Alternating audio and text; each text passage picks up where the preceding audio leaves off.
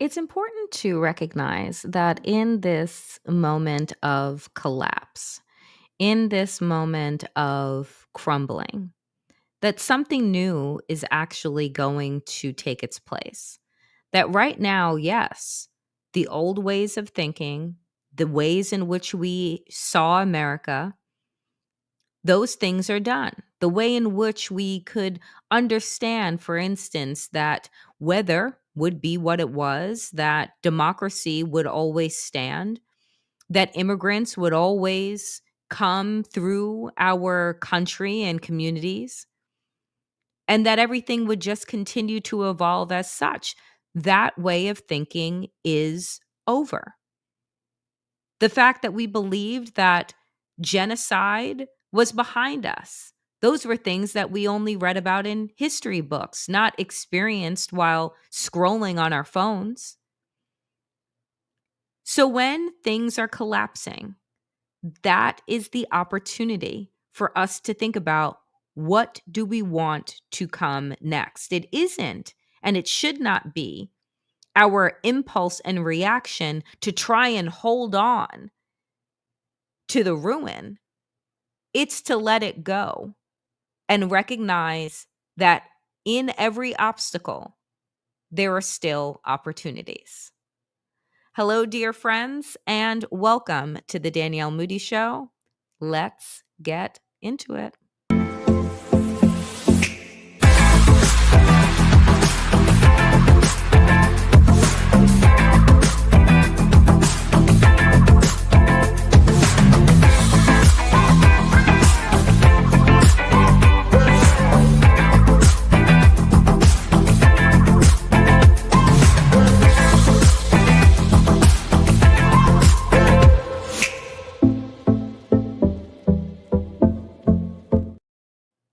So we begin today, dear friends, with updated numbers of the tragedy out of Texas that is now in a point in the search for survivors that is now just the search, most likely, for bodies. The death toll reaches at least 119 in Texas floods, with 173 missing. Officials defended their actions in the hardest hit county, where no survivors have been found since Friday, and questions are mounting over disaster preparation and flood warnings. Officials in Kerr County struggled to provide answers on Wednesday morning about their response to a devastating flood that swept through the Texas Hill Country nearly a week ago, killing at least 119 people statewide.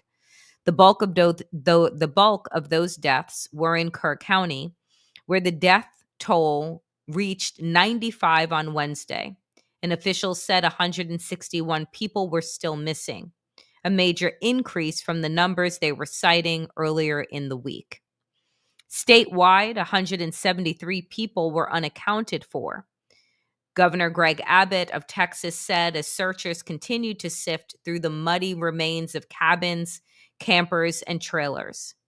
Facing questions about a lack of warning sirens and other disaster plans, officials in Kerr County gave an extensive account of their rescue efforts as the Guadalupe River rose early on July 4th, saying hundreds of people had been saved by local emergency crews.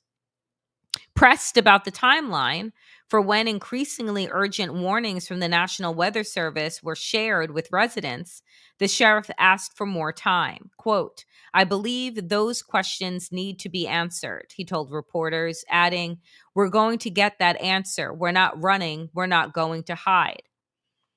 Governor Abbott, when asked similar questions on Tuesday about investigating what went wrong, referred to such inquiries as the, quote, "words of losers," and compared disaster response to football, saying only losing teams focused on their failures.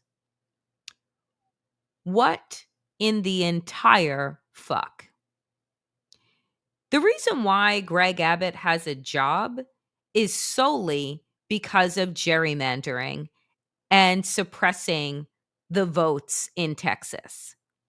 Because any person that would react to the devastation that Texas is enduring, that has cost the lives of hundreds of your residents, including an entire camp of young girls, and comparing that tragedy to football and the loss of a fucking game, shows you the lack of empathy and just intellect that Republicans operate with. There is no way that you are the governor of my state and I come to you devastated at the loss of life, and you're telling me that I am a, quote, sore loser and let's not focus on failure. No, that's actually what people who give a fuck do, is focus on the failures, fix them so that you can mitigate the loss of life and damage the next time around. Because guess what, folks? We're in climate change now. We're in the climate calamity now, which means that these instances that were at one time once in a millennial or once in 100-year storms are coming once a season.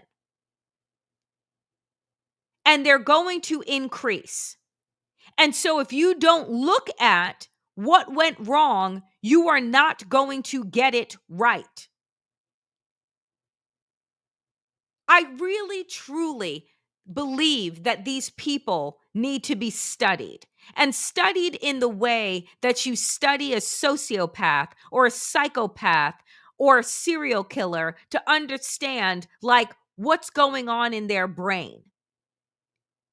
Because I'm telling you that when I look at the images and the video of stuffed animals covered in mud, of double denker, of bunk beds covered in mud, and know that children were asleep in their beds that were now swept away, that the pictures that have now fallen off the walls of those camp rooms once had laughing, joking, smiling children inside of them, and that those walls now contain the screams and the fear and the death that descended on that camp, not because it was an act of God, but because it was an act of greed. Because Elon Musk and Donald Trump's Doge cuts made sure that the people that could have alerted and worked in tandem with local emergency, those positions were left vacant. Those people with institutional knowledge of that region were forced into retirement. That meteorologists are saying that the accuracy of their reporting is no longer going to be relied upon because they don't have the access to the satellites that they once did. They don't have the funding that they once did to get us up to date research and data and intel that allow us to know when a storm is coming, how severe it's going to be, if it pivots, and what we can expect. Greg Abbott, just like Mike Johnson and the rest of them, said, all we can offer now are thoughts and prayers. No, all you can offer are now the dollars that you stole from the National Weather Service and NOAA. All that you can offer is a return of the personnel that were fired that could have helped mitigate this tragedy. You know, to use a sports analogy that this motherfucker tried to use, you know what great athletes do? What great teams do? They watch tape. They play back the games that they lost. They play back the games that they won. Why? Because they need to understand what went right and what went wrong and how they need to adapt for the next time around. But what Republicans show us time and time again is that they would rather close their eyes, stuff their fingers in their ears, and just pretend that none of this is any of their fault and that everything around them is an act of God. A God that they surely don't fucking believe in. Absolutely disgusting and a disgrace. Pivoting from that story, you know, I haven't spoken about this in a little bit, which is Elon Musk and Tesla.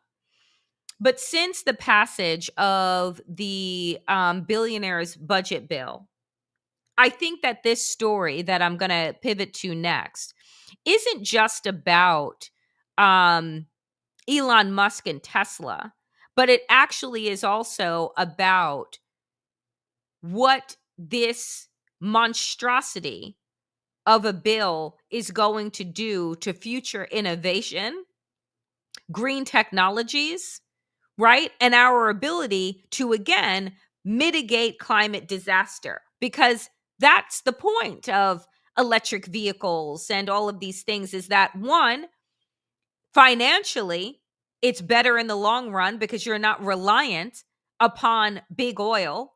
And two, it causes less harm and devastation to our environment, which scientists have been telling us is under attack from carbon emissions.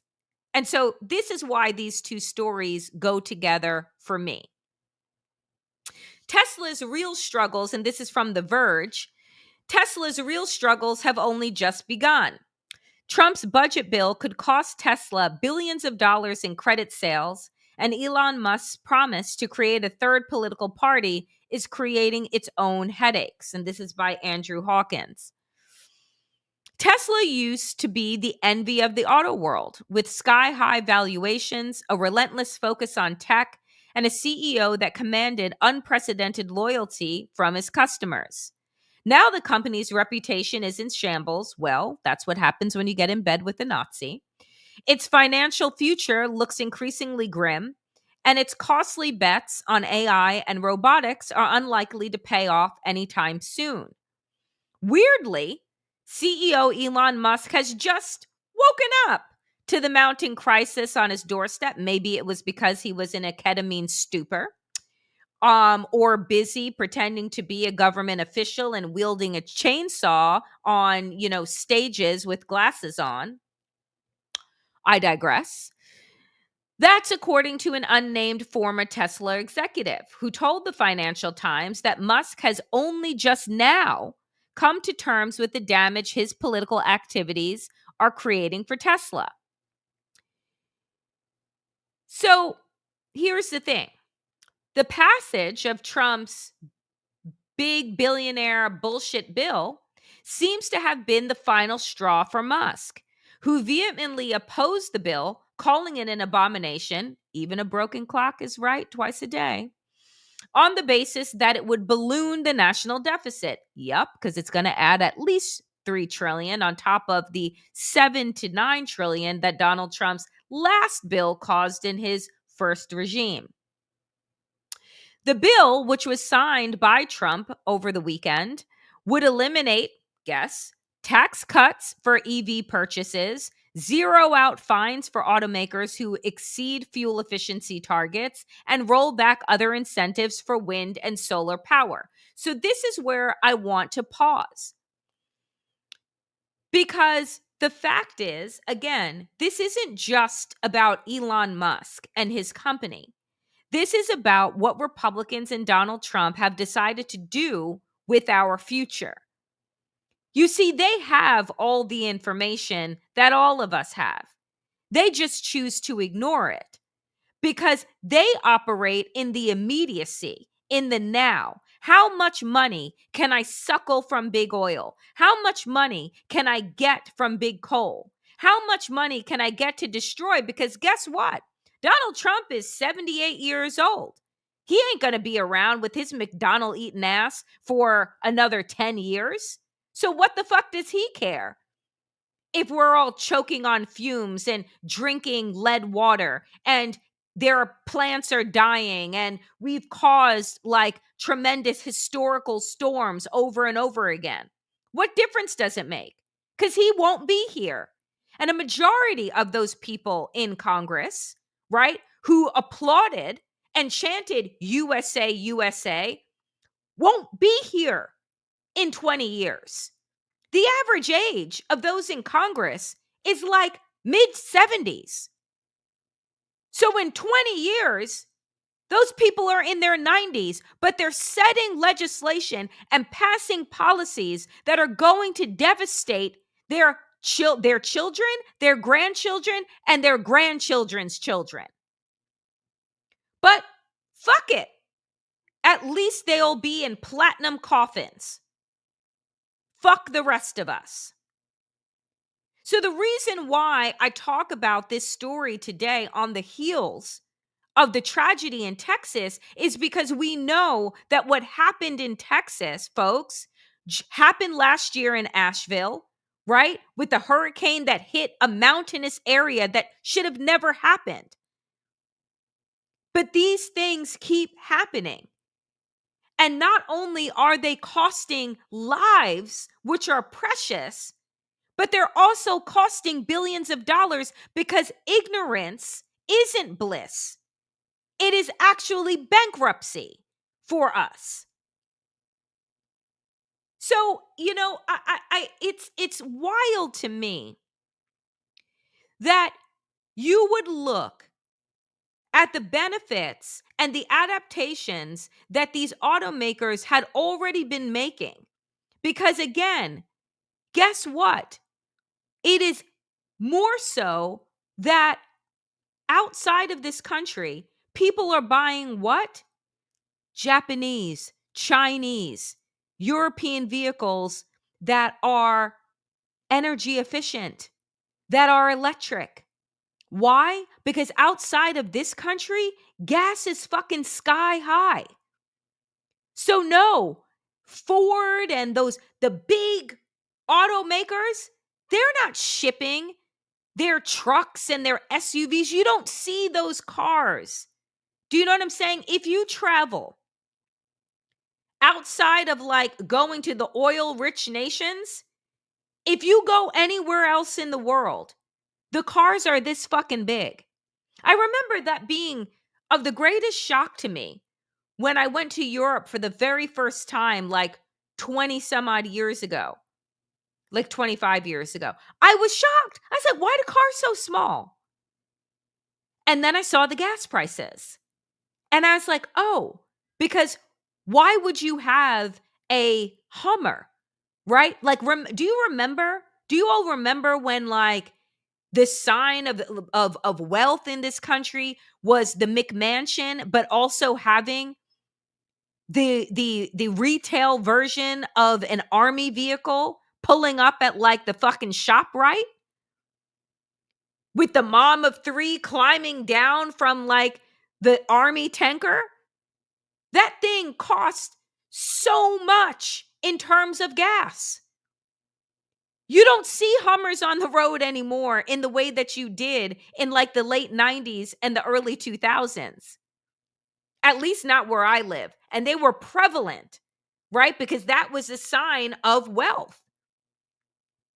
So to me, it's like when you see what Donald Trump has done with this legislation that has essentially solidified us in the 19th century, America is going to be that dirty, dysfunctional, antiquated country that people just come and like visit the ruins of. Seriously. You're not coming to America to visit it because like, look at how innovative, look at how future thinking. No. Much in the same way that you go to Greece and Rome to see the Colosseum and to see the ruins, that's what America is going to be in the not so near future. A travesty. The article goes on to say that after leaving the Trump administration and Doge, there was an initial relief from Tesla shareholders, I don't know why, and big supporters of the name that Tesla just got back its biggest asset, Musk, because apparently they weren't reading the room. Wedbush analyst Dan Ives wrote in a note Tuesday that relief lasted a very short time and now has taken a turn for the worst with its latest announcement. I mean, honestly, I think that in many ways Tesla is done. I think that in many ways, like, Tesla is going to need to fire its CEO and like rebrand and reboot, but it's not going to see the numbers and the chatter that it once saw as like the darling of the stock exchange for like many, many years. The name is soured. It is now associated with being the SWAT stick car, right? Like when that is now associated with your brand, you got more than a CEO problem or a credit problem. You have a mission problem. You have a character problem. You have a moral problem. Speaking of morals, interesting story I came across and I was so excited to share with you guys today because it comes out of Brooklyn, where I am. And this is from The Guardian.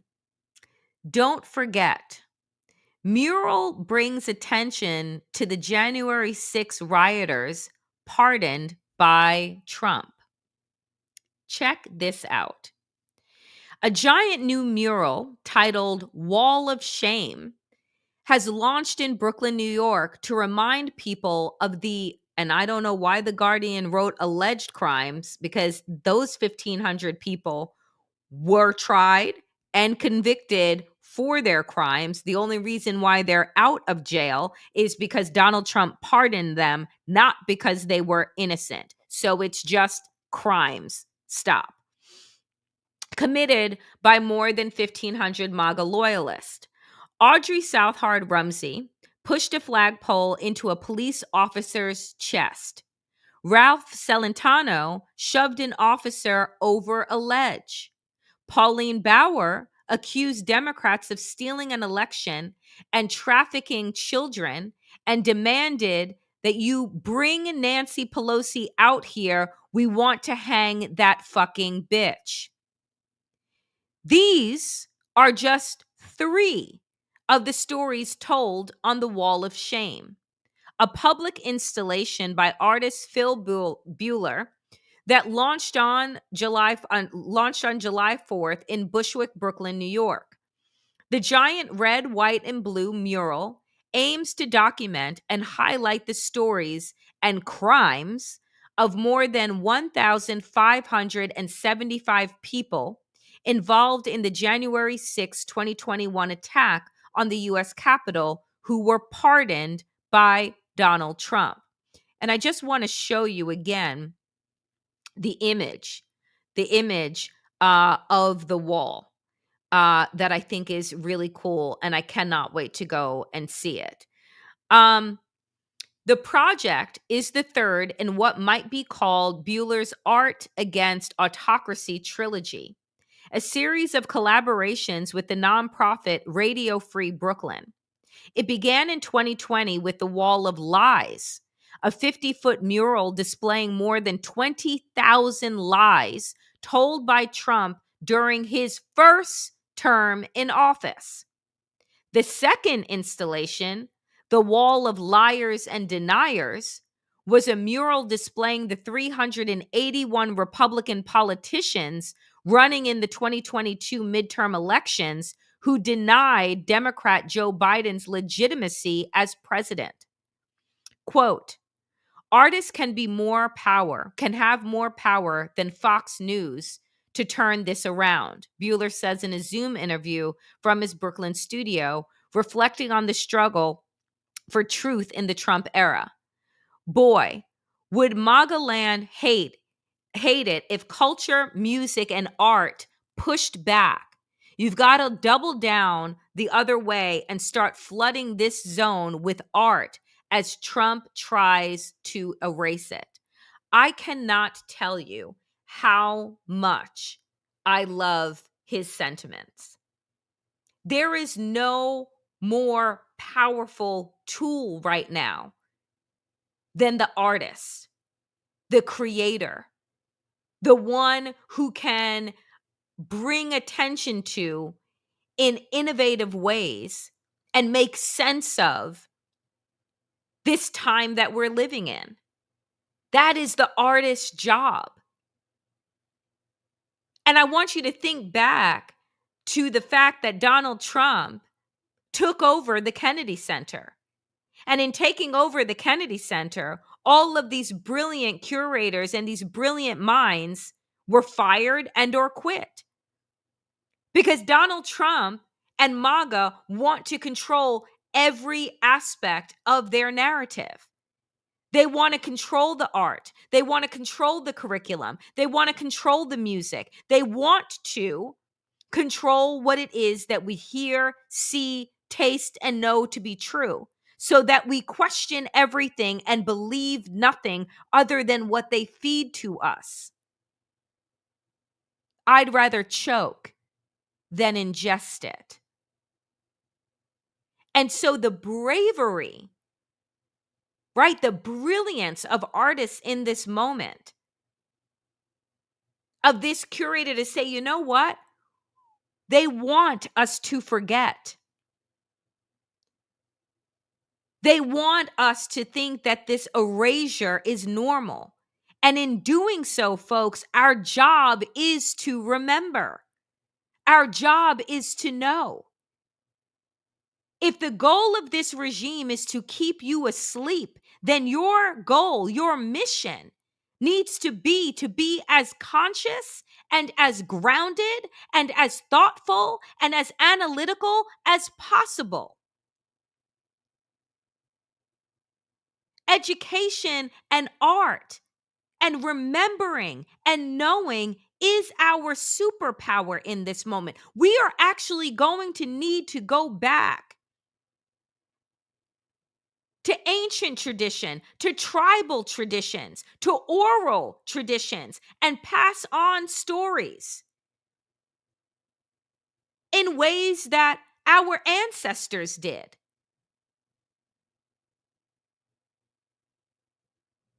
Because they are utilizing AI and technology in a way to distort reality. So we need to go back to a place where we can taste and feel and be a part of and be connected to in real time. That to me is like the purpose of me putting out so much content. No one is going to be able to distort, well, I'd like to believe, distort what it is that I've said and what it is that I've stood for, because you have about a decade of audio and video and social media posts. It's my time capsule that I'm creating in real time. It's incredibly important to be mindful at a time when erasure is the mission and the goal.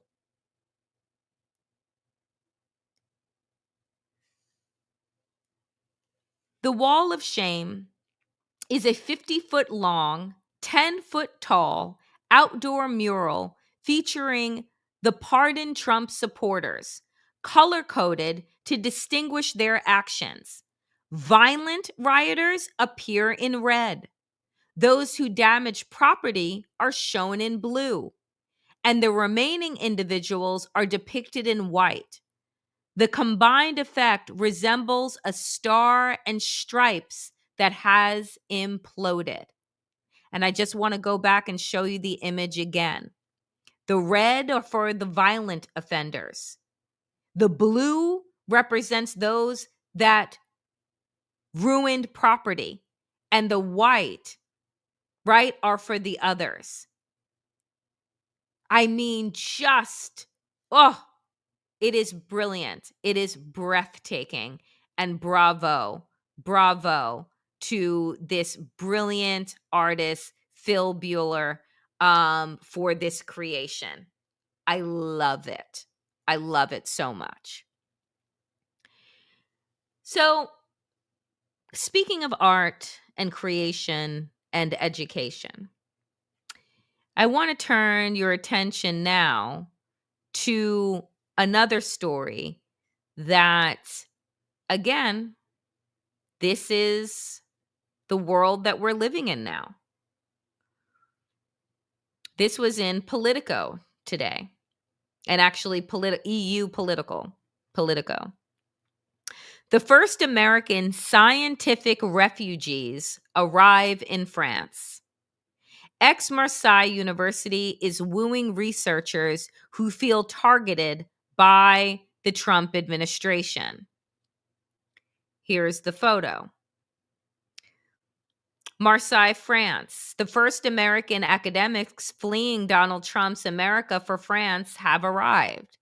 Aix-Marseille University last week introduced 8 US-based researchers who were in the final stage of joining the institution's, quote, Safe Place for Science program, which aims to woo researchers who have experienced or fear funding cuts under the Trump administration.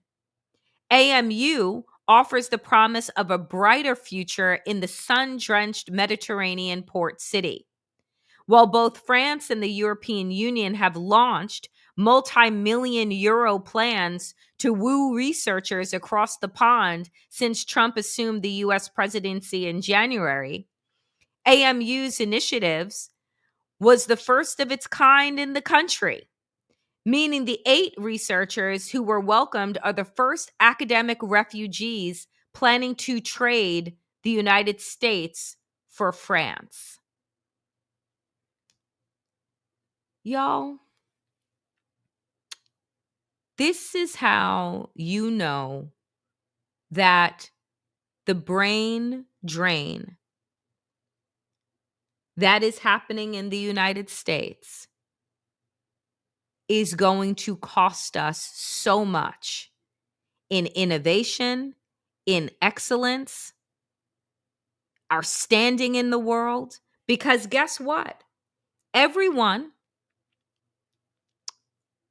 would come to the United States for university, would come to the United States to study, to build careers, to build lives. Because Donald Trump has not only shut down our minds, but shut down borders, people are going to disperse and go everywhere else but the United States. Because why would you come here? If you're a researcher, there's no grants for you. There's no money to get. And if you are doing something that is deemed as quote unquote DEI or controversial in any way, you ain't going to get funding know-how, and you'll probably get shut down and put on somebody's fucking list. That's how you know that we're in the fascist regime. It's not coming. We haven't been slowly descending. We are here. Because university professors are leaving, students are leaving, researchers are leaving. And others that have the means will, in fact, follow. And what is going to be left is a desolate land filled with concentration camps, depression, hollowed out cities and towns that have been left behind by climate crisis devastation that are never rebuilt, and just an impoverished, morally, financially, spiritually nation. That's our future.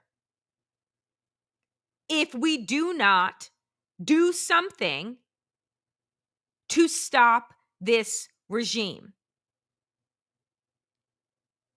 And I want to draw your attention, before I head into our town hall today, to another story that got my attention in the New York Times. And it's a really great series that is being done. And I encourage everyone to either listen to the interview or read the transcript as I did. But I took out a couple of pieces that I thought would be of interest to all of you here. The world's best and brightest are moving, but not to America. Immigration isn't a crisis, it's the future. Lydia Palgreen and Carlos Lozado are the two authors of this piece. And it was produced, because it's an audio podcast, by Vishaka Darbna, Derek Arthur, and Jillian Weinberger.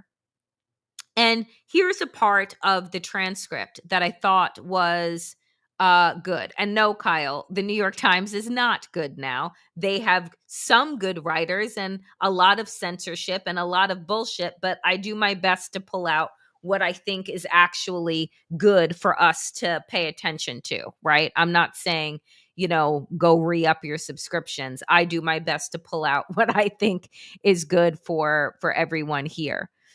So this is what Lydia Palgreen said.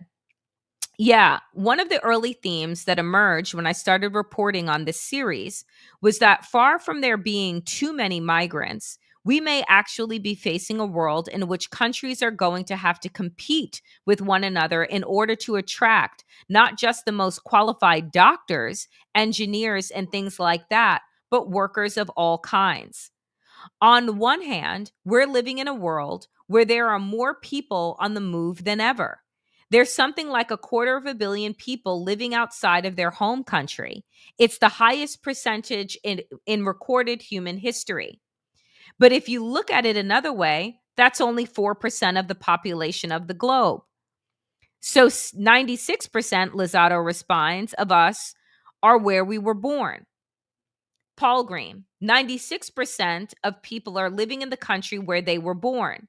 And as the shape of the global population changes, the need for actual human beings is really unevenly distributed. That inevitably sets up a world in which many more people are going to have to move from where they live to places where there's opportunity and need for their skills. And I think a piece of that is this assumption that people are always going to want to come to the West or always going to want to come to the United States or Europe.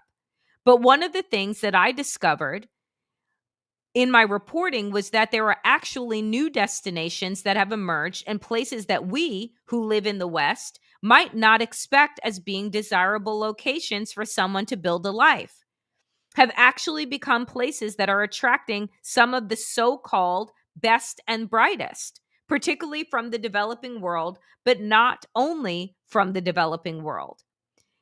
And I want to pause here for a moment before I go on, because what Lydia lays out is that countries are going to have to compete for doctors, for engineers, for scientists, and for other signs of skills and workers. What does that mean then for the infrastructure of the United States?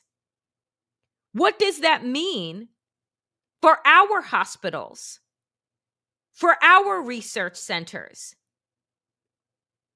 It means that for 250 years, we have been in a place of great fortune where everyone has wanted to come here.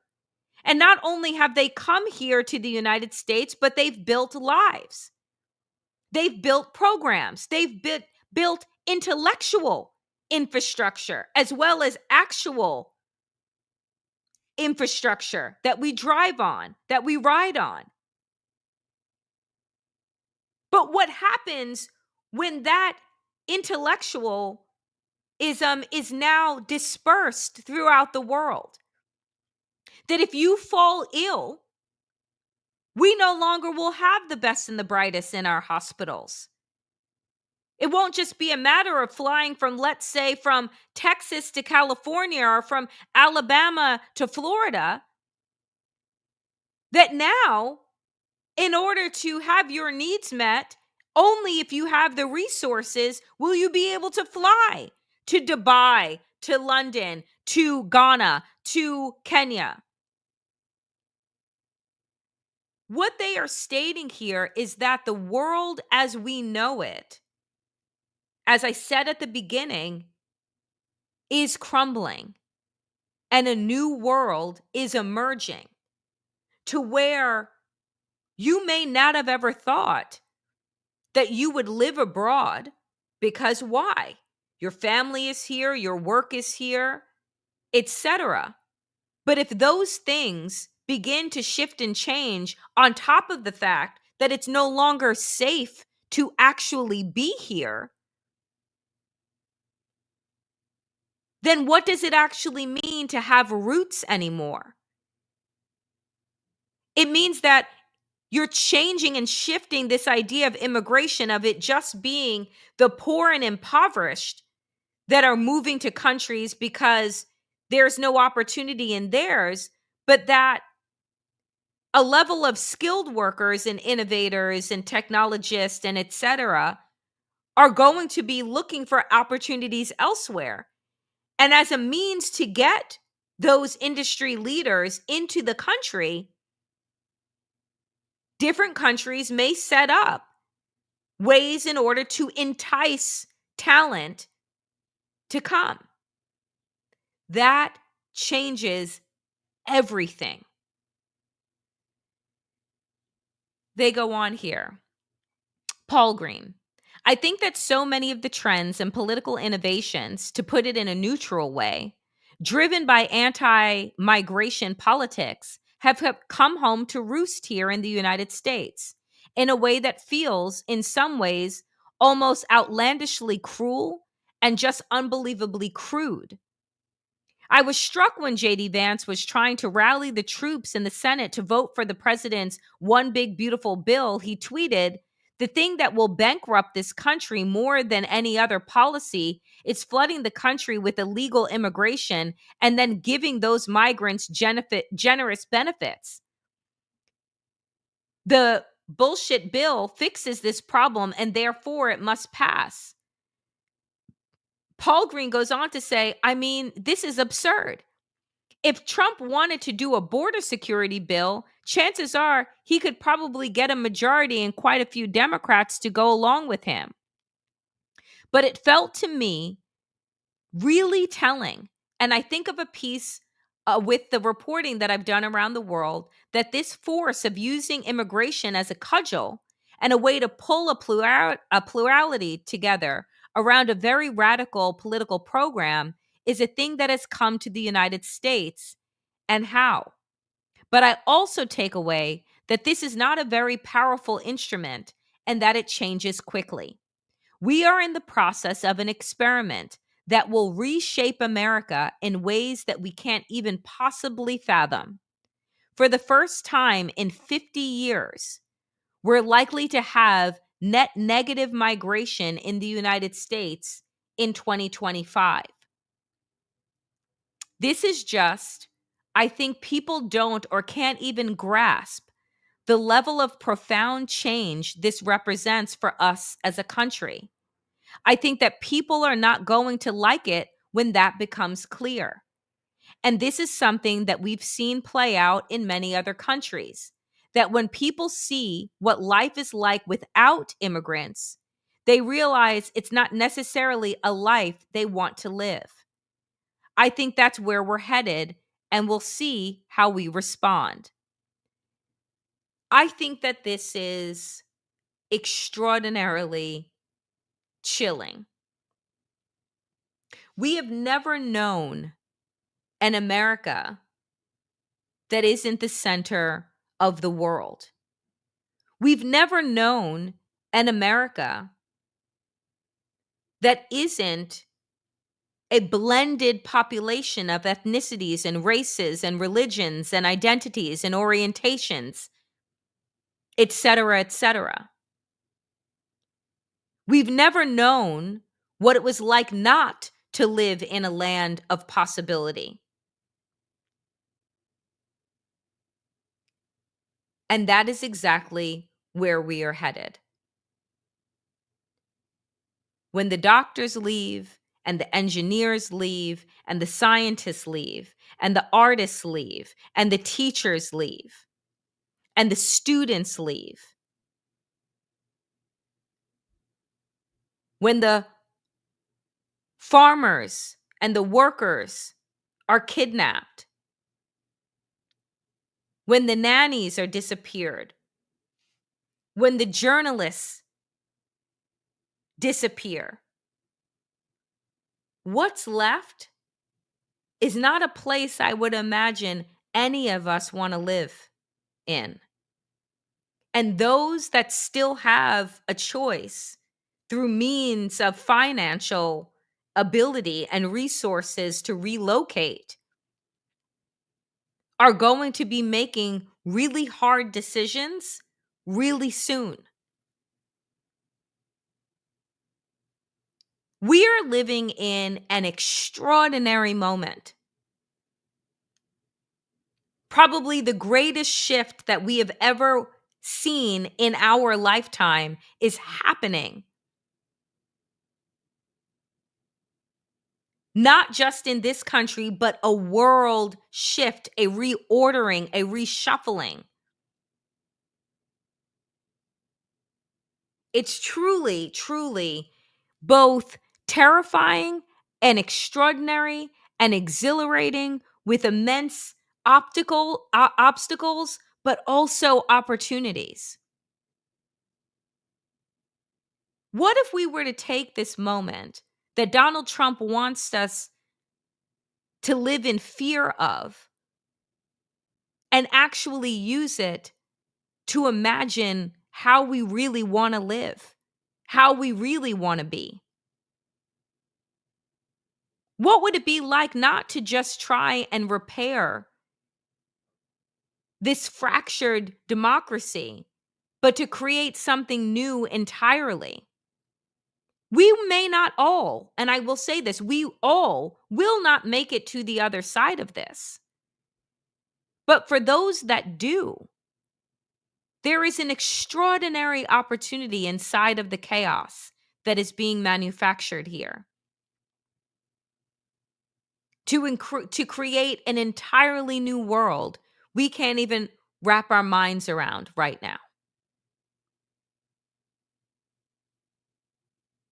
And then I want to leave you with this. As we are being exposed to different parts of the world and different truths are unearthing themselves, I just want to remind you how fucking stupid Donald Trump is, as if you needed a reminder. Trump just praised the leader of Liberia for his English. Where did you learn to speak so beautifully? Fact: English is the official language of Liberia. National embarrassment.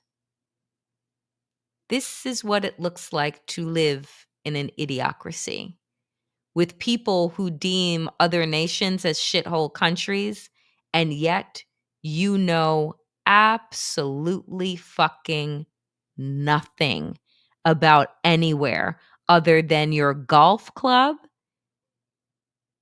and McDonald's. It's embarrassing, to say the least. All right, dear friends, with the last 11 minutes of this show today, as I promised, we were not able to do Town Hall Tuesday, which is where you all get the opportunity to ask me any questions that you want. Type question in large capital letters, followed by your question. And for those of you who are new here, please do hit like, comment, and subscribe to this channel. I am doing my best to hit 30,000 followers. And right now we are at 27,400 and something. We have made leaps and bounds over the last week. And that is thanks to all of you that are showing up, that are subscribing, which is free, that are liking, and posting and sharing these videos as soon as they go up. So if you are new here and you have yet to like, comment, and subscribe, do help the algorithm fairies, and do so right now. As well as I want to thank those who have provided donations. Without your support, I can't do this work. So Ernst, K Panda, Hopes and Dreams, Polyweb, I thank you guys so much. Every single dollar that you offer goes to helping me to create the kind of content that you all deserve. I take money from no one else but the kindness of strangers. So I appreciate that. And if you find yourselves right now on my Substack, do subscribe there and consider becoming a paid subscriber if you have the ability to do so. But know that I never will put any of my content behind a paywall, because I believe that that is where democracy and information goes to die. All right. So without further ado, last 10 minutes, let's get into Town Hall Tuesday.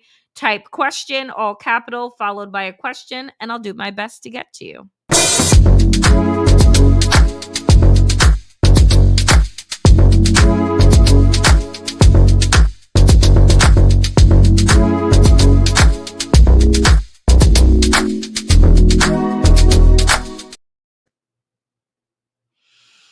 Lily, question: does anyone believe that those kidnapped have daily medication on their person? Ooh, sadly, they will die from preventable diseases like high blood pressure controlled by medication. Um, you know, Lily, I have not thought about that. I have not thought about that. The fact that there are people that are being kidnapped that have asthma, that have, seizures, that have a number of a number of illnesses that are treated on a daily basis. And I'm certain that on top of not even getting, proper hygiene, that they are getting medications. And now you're making me wonder if because there have been a number now of deaths in ICE custody. One of them was a man that was only, I think, 49 years old. I believe he was a Canadian national. They said that he died of a heart attack. And now you're making me wonder if that, could have been one of the cause.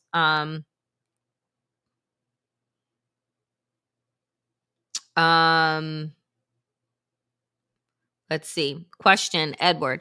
Do you think Donald Trump will finally unite the dirtbag left and the identity politics left? I don't know. I think that people are united around the fact that they don't want the establishment Democrats. I think that that is very clear. And I think that this regime is doing a lot to radicalize people that they thought, a rainbow sticker on a classroom would do, that they didn't have to worry about the trans kid or the non-binary teacher or what have you, that they're radicalizing people a lot to their bullshit. And showing people exactly who they don't want to be and what they don't want to do. So maybe that will be one of the I don't know, results of this, maybe. KV, what astrologers do you listen to and like? Anyone you could recommend for a chart reading? Yes, as a matter of fact, I listen to Chani Nicholas. Chani has an app called the Chani app. She's brilliant, queer astrologer, has tons and tons and tons of followers, does a free she has a free app. She also has a paid version that gives you more detailed information of your chart. And I have gotten readings from Tracy with an I, L. Rogers, a brilliant Black astrologer who is on Instagram. So I would check those two out. Wisdom. I watch Happy Gilmore again. What is your happy place? My happy place, honestly, is any place in nature. It is any place where I can take off my shoes, be barefoot in grass with sun shining down, a blanket laid out, birds chirping. Like that is my happy place, is like walking in nature, laying in nature, aside from being with like family and friends, like that's my happy place. Thank you for asking that question. Mm, Favorite comfort book or TV show? Oh, Lake Town, this is good. Favorite comfort book is anything by the author Nnedi Okorafor. She is an African futurist writer. Her books are amazing. I just reread the Binti series, Biniti. That has been my comfort book. It is a um, indigenous African young girl who goes into outer space because she's a brilliant mathematician. And it is just such a dope story. Like Nnedi is one of those writers, and it's Nnedi Okafor. She is one of those writers that when you close the book, it's like if somebody were to come in and you were playing music and automatically it goes silent. It's like her books, you feel like you're in the story. You can smell it, you can taste it, you can see it. And it's like, and then when you close it, you're like kind of a bit disoriented, like, where am I? I love those kinds of books, and sci-fi is my favorite genre to read, and has been for the last couple of years. Favorite TV show? What do I rewatch all the time? Oh, I'm kind of basic. Bridgerton. I will rewatch Bridgerton over and over again because I just love the beauty. It's a beautiful show. Aesthetically, it's just gorgeous. So there's that. Um, are you familiar with Dr. Razake? Razake? No, but I'll look them up. He's very soothing. Thanks, Vivian, for the tip. Appreciate you. Um, oh, so good.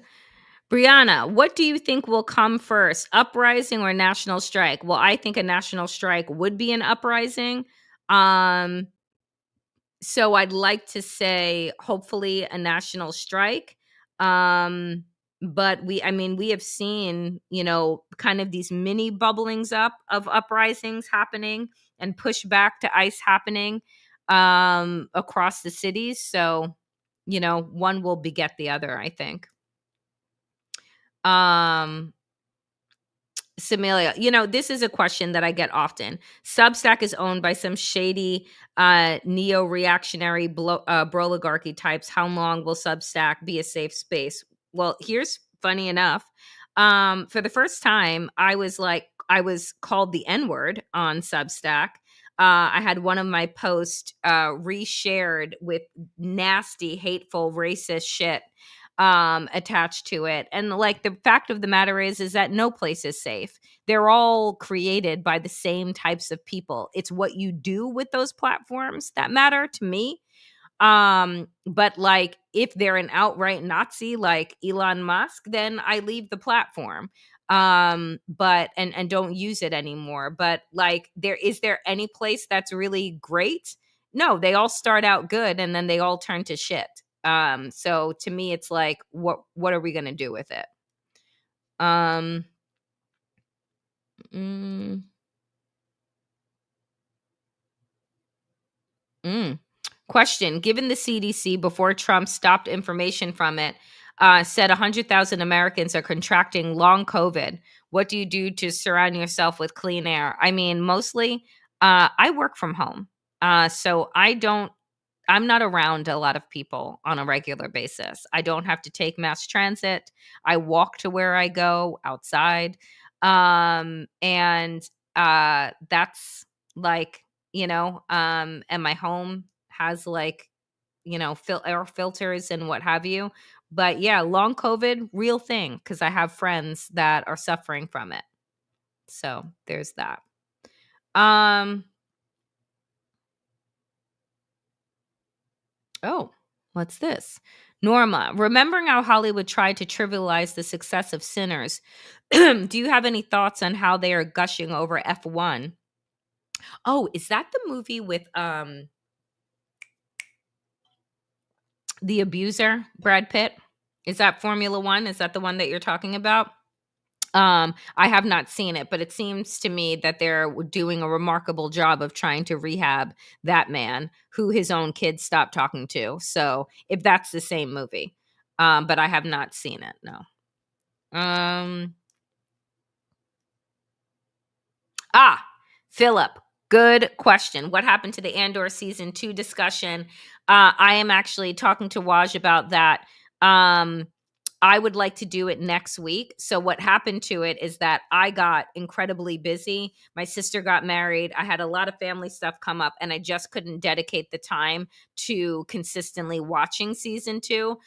So I'm doing it this weekend. So I'm hoping that Waj and I can either schedule it for next week or the week after, but we will absolutely do an announcement when we do that. So don't worry. I did not forget about it. It's coming.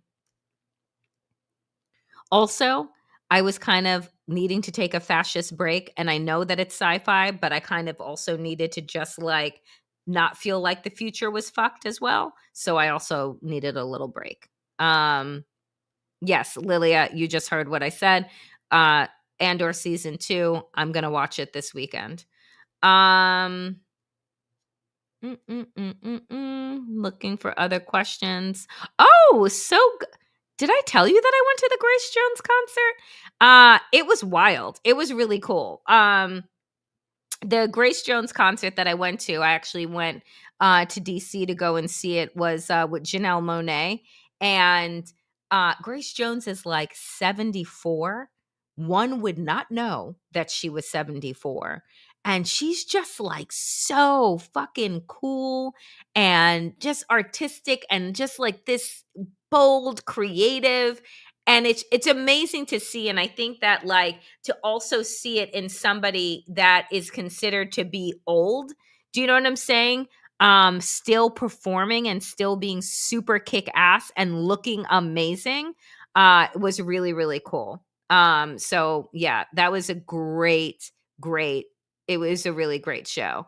Um, and I've seen Janelle Monáe before in concert, and she puts on a really fun show. Lots of energy. Um,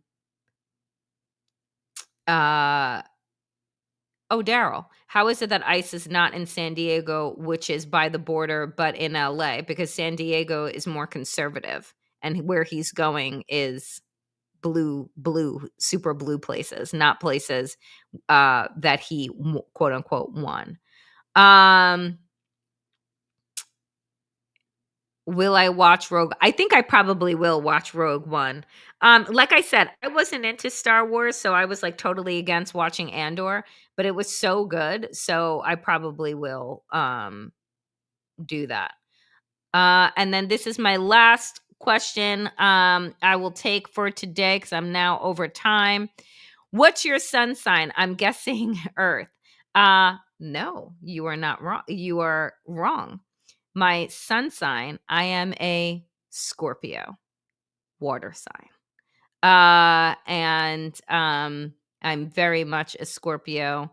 And I will tell you that my uh, rising sign is a Virgo and a Leo moon. I have a very big personality, as you all can tell.